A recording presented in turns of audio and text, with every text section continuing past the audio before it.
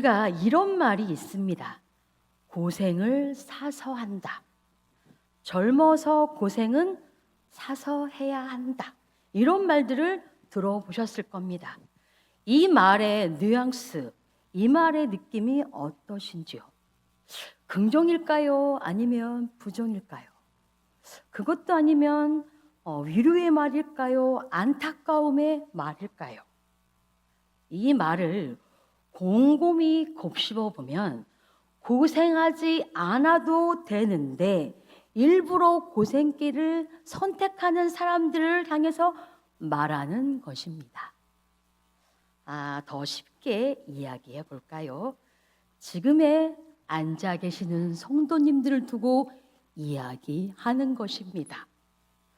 왜 이 한금 같은 시간에 집에 앉아서 집에 누워서 편안한 옷을 입고 그리고 맛있는 고구마, 맛있는 치킨 먹으면서 재미있는 TV, 리모컨 뚝뚝뚝 누르면서 편하게 봐도 되는데, 아니면 우리 지체와 친구들과 비운 맛집인 카페 거기 앉아서 하하호호 하하호호 이렇게 수다를 떨어도 되는데 왜 굳이 이 시간에 이른 아침부터 안내위원, 예배위원, 찬양대원으로 정신없이 누가 알아주지도 않는데 누가 칭찬하지 않는데도 이곳에 앉아 계시는 여러분을 두고 이야기하는 것입니다. 이렇게 말을 듣고 보니 내가 왜 굳이, 내가 조금 어디가 모자라서 그런가 좀 슬퍼지십니까? 그런데 우리 성도님들보다 더 이상한 분 계십니다. 이 지구상에서 고생을 사서 하시는 분 한 분 계십니다. 우리가 인간적으로 도저히 이해할 수 없는 분 계시죠? 누구일까요? 예수 그리스도이십니다. 아멘. 예수님은 높은 곳을 버리고 일부러 이 낮은 땅에 오셨습니다. 예수님은 죽음이 없는 영원한 곳을 떠나 일부러 반드시 죽어야 하는 이 땅에 오신 것입니다. 그리고 예수님은 영육이 편한 곳을 등지고 일부러 이 불편한 이곳에 오셨습니다. 그리고 예수님은 죄 없는 순결한 천국을 떠나 일부러 갈등이 만연한 우리 곁에 오신 셈입니다. 이처럼 일부러 고생길을 택하신 예수님이 오늘 우리에게 이렇게 말씀하고 계십니다. 같이 13절, 14절을 한번 읽어보도록 하겠습니다. 좁은 문으로 들어가라. 멸망으로 인도하는 문은 크고 그 길이 넓어 그리로 들어가는 자가 많고 생명으로 인도하는 문은 좁고 그 길이 협착하여 찾는 이가 적음이니라. 아멘. 아멘. 예수님은 일부러 좁은 길을 걸으셨습니다. 예수님은 일부러 좁은 문으로 들어오셨습니다. 들어가셨습니다. 아멘. 아멘. 예수님께서는 생명으로 가는 길은 넓지 않고 그리고 좁고 협착하다고 말씀하셨습니다. 그리고 많은 사람들이 선택하는 넓은 길과 달리 좁은 길은 오히려 헌신과 희생을 요구하고 계십니다. 그럼 성경에서 일부러 예수님처럼 고생길을 가는 사람들이 있습니다. 많은 사람들이 성경의 3대 인물 하면 여러분들 누구라고 외치고 싶으십니까? 한번 외쳐볼까요? 네, 제가 대신 외치겠습니다. 모세, 바울, 베드로일 것입니다. 이들의 공통점이 있습니다. 이 사람들의 공통점이 있습니다. 그들은 고생길을 일부러 택한 사람들입니다. 그 첫 번째로 한번 볼까요? 일부러 좋은 것을 다 버리고 가난을 선택한 바울이 있습니다. 바울하면 당시 놀라울 정도의 많은 것을 가진 높은 지위의 사람입니다. 그는 자기 자신을 이렇게 소개합니다. 빌립보서 3장 5, 6절입니다. 같이 읽겠습니다. 나는 8일 만에 할례를 받고 이스라엘 족속이요 베냐민의 지파요 히브리인 중에 히브리인요 율법으로는 바리새인이요 열심히는 교회를 핍박하고 율법의 의로는 흠이 없는 자로다. 아멘. 바울은 당당하게 자신을 자랑하고 신뢰할 만한 사람이라고 말하고 있습니다. 몇 가지 신분상 당당한 것이 있습니다. 8일 만에 할례를 받았다. 할례를 받았다는 것은 이는 순수한 이스라엘 백성이라는 의미가 있습니다. 그리고 베냐민 지파이다. 이스라엘의 초대왕 누굴까요? 사울왕. 그리고 나는 죽으면 죽으리라 했던 에스더의 삼촌 모르드게가 베냐민 지파입니다. 나라의 위기가 빠졌을 때 이 베냐민 지파가 큰 역할을 했던 지파 중에 하나였습니다. 히브리인 중에 히브리인이다. 이는 양쪽 부모가 다 이스라엘 사람이라는 뜻입니다. 바리새인입니다. 바리새인은 구약은 물론 이스라엘 전통까지 고집하며 따르는 철저한 율법주의자들입니다. 또한 가말리의 문화생이라고 말했습니다. 이 당시 가장 존경받는 사람이 가말리엘 선생입니다. 지금으로 말하면 하버드대에서 공부를 한 학생이라는 뜻입니다. 그런 그 바울이 예수님을 알고 경험한 자기 자신에 대해 이렇게 결론을 내어 이야기하고 있습니다. 빌립보서 3장 7장과 9절입니다. 같이 읽습니다. 그러나 무엇이든지 내게 유익한 것을 내가 그리스도를 위하여 다 해로 여길 뿐이라. 또한 모든 것을 해로 여김은 내 주 그리스도 예수를 아는 지식이 가장 고상하기 때문이다. 내가 그를 위하여 모든 것을 잃어버리고 배설물로 여김은 이스라엘을 얻고 그 안에서 발견되니라. 내가 가진 의는 율법으로 난 것이 아니요 오직 그리스도의 믿음으로 말미암아 것이니 곧 믿음으로 하나님께 난 의라. 아멘. 일부러 좋은 것을 다 버리고 가난을 택한 사람 바울의 모습 속에서 우리는 확실히 그가 고생을 사소한 사람이란 걸 알고 있습니다. 그 바울은 목숨이 붙어있는 한 생명이 다하는 그날까지 온 아시아와 유럽을 다니며 복음을 증거한 사람이다. 그는 또 자비랑 선교사였습니다. 바울은 텐트를 만들고 고치는 사람이어서 어디를 가든 텐트를 고쳐주고 수고비를 받고 텐트를 만들면서 수고비를 받으며 살았던 사람입니다. 아마 바울 뒤에 텐트 고치는 도구를 항상 개나리 보찜처럼 메고 다녔을 거라고 생각이 듭니다. 여러분, 어디 가든지 대우를 받고 살 수 있는 이 바울이 그는 일부러 고생을 하면서 살다가 마지막까지 순교의 길, 사형의 길로 담담히 들어간 사람이다. 이제 우리는 무슨 일이 생겨도 오직 하나님의 음성을 붙들고 따라가려고 했던 바울의 삶을 배워야 하겠습니다. 그 삶 가운데서 진정한 신앙의 상을 볼 수 있는 것입니다. 지금 우리가 많은 사람들이 후대 사람들이 바울에 대해 연구하고 그의 발자취를 따라가고 닮아가려고 몸부림치는 것입니다. 무엇보다도 그 모든 것을 다 버리고 오직 예수님만 따라간 사람이 상징이 된 셈입니다. 미국에서 화제가 되었던 헨리 나우엔 박사님이 계십니다. 그는 1932년에 네덜란드에서 태어났습니다. 심리학을 공부한 그는 인간의 고난을 더 깊이 이해하고 싶어서 1964년도 미국으로 건너가 베닝거 연구소에서 공부를 합니다. 그는 30대에 심리학부 개원구수로 시작했고 신학을 공부한 해는 예일대학교 신학부에서 학생을 가르쳤습니다. 그는 하나님의 사랑에 빚진 자로서 거룩한 부담을 안고 페루의 민빈가를 가서 한동안 그곳 사람과 살고도 있었습니다. 근데 그가 다시 대학 강당으로 돌아왔습니다. 하버드 대학교 신학부에서 강의를 하면서 유명을 날리고 그리고 강의에 열심히 했던 그가 어느 날 교수직을 사퇴했습니다. 헨리 나우엔 박사님은 더 이상 이 같은 삶을 영혼의 안식을 얻지 못했다는 결론을 내고 그는 1986년도에 마침내 새로운 부르심에 순종을 합니다. 그가 캐나다 작은 정신장애 교육 시설인 데이브 브레이크 공동체 직원으로 취직을 합니다. 그래서 그곳에서 장애인들과 함께 그들을 돌보며 살게 되었습니다. 이 소식이 알려지자 미국 기독교에 큰 파장을 일으킵니다. 그래서 신문기자들이 그를 찾아가 인터뷰했습니다. 그가 이렇게 대답을 합니다. 예수님을 진정으로 이해하려면 그분이 걸어갔던 길을 걸어보아야 합니다. 좁음은 험한 길을 걸어야 합니다. 그전에는 머리로 성경을 이해했다면 지금은 장애인들을 돌보며 몸으로 예수님을 이해하게 되었더라고 그는 말했습니다.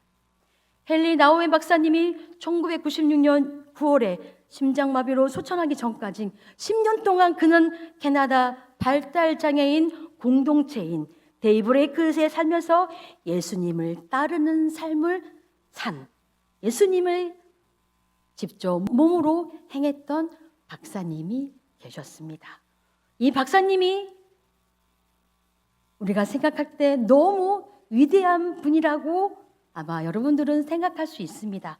나같이 작은 자, 나같이 연약한 자, 무슨 일을 해도 무슨 결심을 해도 끝까지 못하는 그리고 작은 일에 마음이 상하는 나 같은 자는 할 수 없다고 여러분들도 생각하실 거라고 저도 느낍니다. 네, 맞습니다. 우리는 할 수 없습니다. 그런데 산돌의 성도 여러분, 이 작은 나를, 이 이기적인 연약한 나를 항상 결심해도 끝을 못 보는 나를 예수님은 사랑으로 은혜로 우리를 선택하셨습니다. 아멘. 우리는 그래서 예수님의 길을 갈 수 있는 것입니다. 아멘. 두 번째로 일부러 높은 것을 버리고 종의 길을 택한 모세가 있습니다. 모세는 궁중에서 살았습니다. 어찌 보면 왕이 될 수도 있는 사람이었습니다. 궁중이라고 하면, 궁궐이라고 하면, 왕궁이라고 하면 부의 상징이며 권력의 근접탑입니다.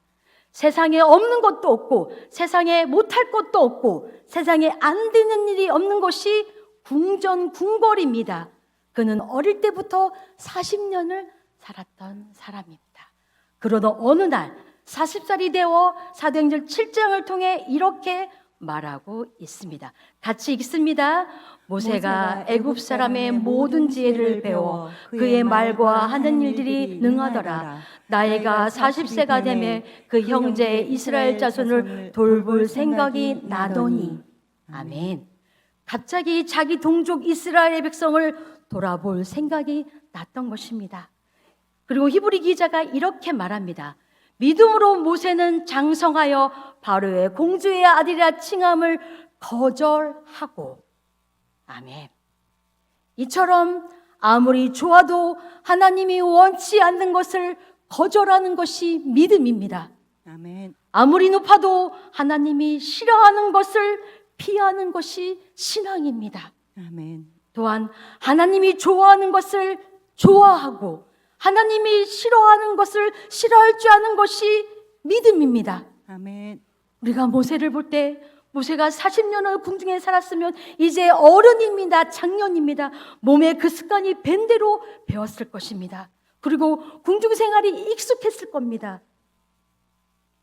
그런데 그는 그 삶을, 그 명예를, 그 부를 그 칼로 물베듯이 거절하고 엄청난 용기를 갖고 엄청난 믿음으로 산 모세가 있습니다. 그 모세는 아무것도 없는 동족으로 갑니다.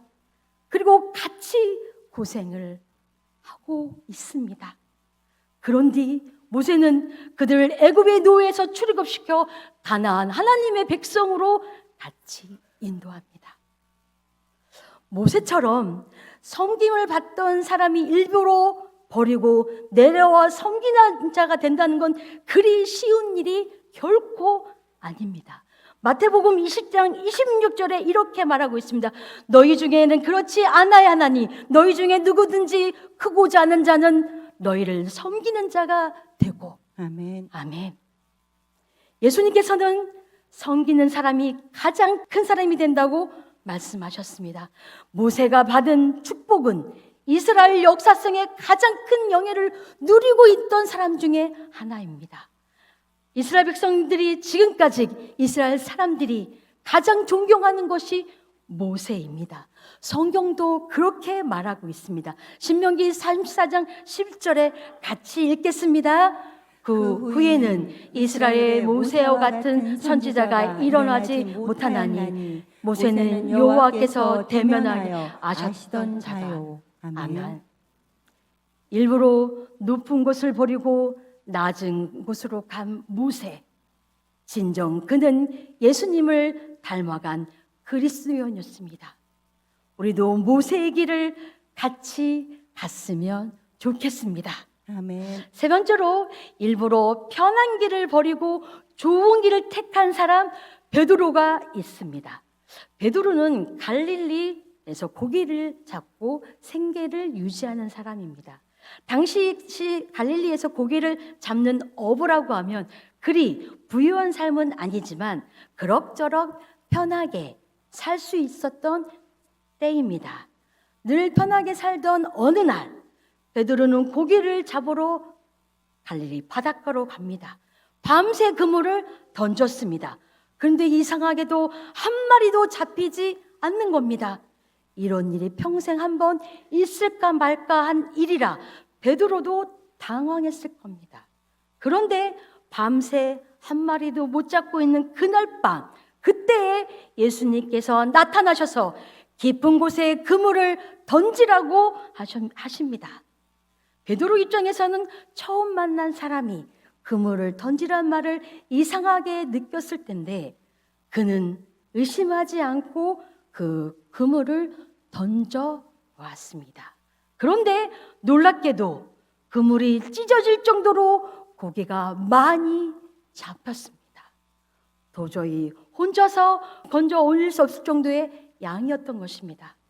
예수님께서 베드로에게 이렇게 말씀하십니다. 나를 따르라. 내가 너를 사람을 낳는 어부가 되게 하리라. 아멘. 그러자 베드로는 이 한마디에 즉각 배, 그물, 고기를 버렸습니다. 그리고 예수님을 따라갔습니다. 옆에 있던 친구 어부들이나 가족들이 어안이 벙벙했을 거라 여겨집니다.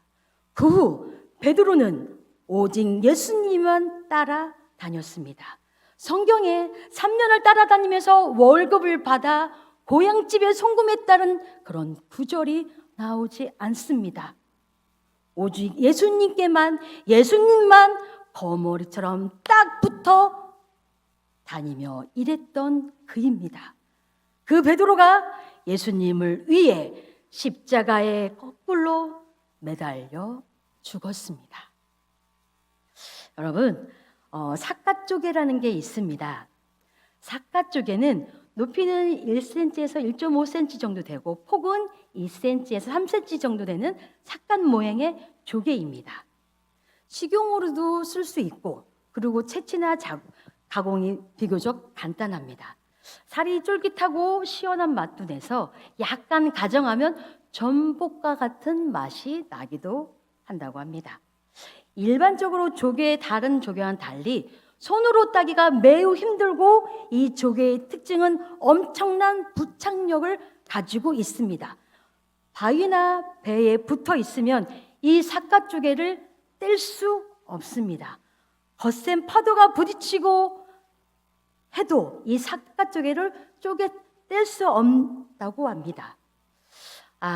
이 삿갓조개에 붙어있는 힘은 사람이 시속 300마일의 폭풍우에 흔들리지 않고 서 있는 거랑 비슷하다고 합니다.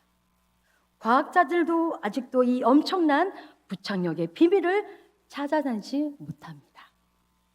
이처럼 베드로가 주님께 붙어 있던 힘은 죽음으로도 떼어낼 수 없었습니다. 베드로는 평안함을 버리고 고난의 좁은 길을 간 사람입니다. 결코 주님과 떨어지지 않고 죽기까지 붙어있던 베드로의 모습을 보면 그 베드로가 선택한 모습 속에 예수님의 모습이 같이 있습니다.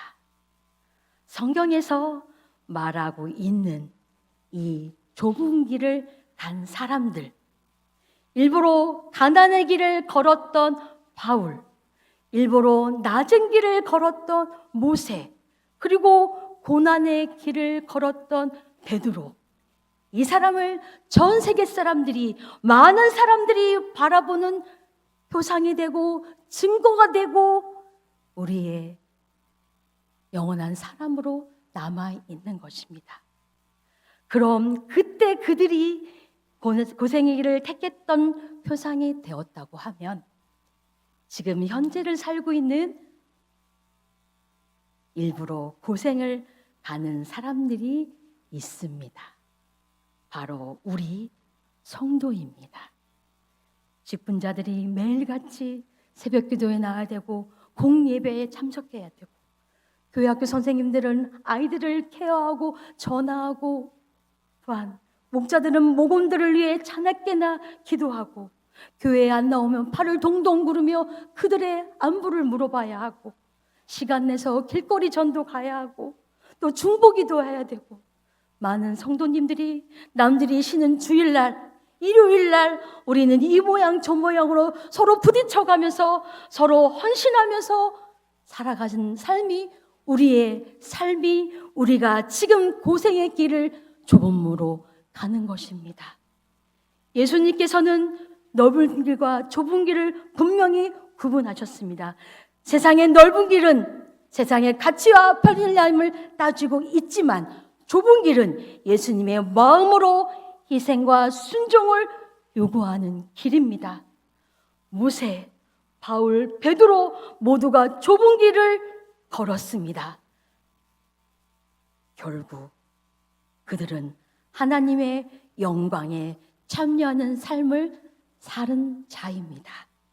이제 우리도 세상의 유혹을 따르는 넓은 길이 아니라 주님의 뜻을 따라 사는 좁은 길을 선택해야 할 것 같습니다. 아멘. 산돌의 성도 여러분, 그럼 이제 누가 그 좁은 길을 가실 겁니까? 이제 누가 그 험한 길을 가실 겁니까? 이제 누가 그 낮은 길을 가실 겁니까? 어렵습니다. 그럼 질문을 바꿔볼까요?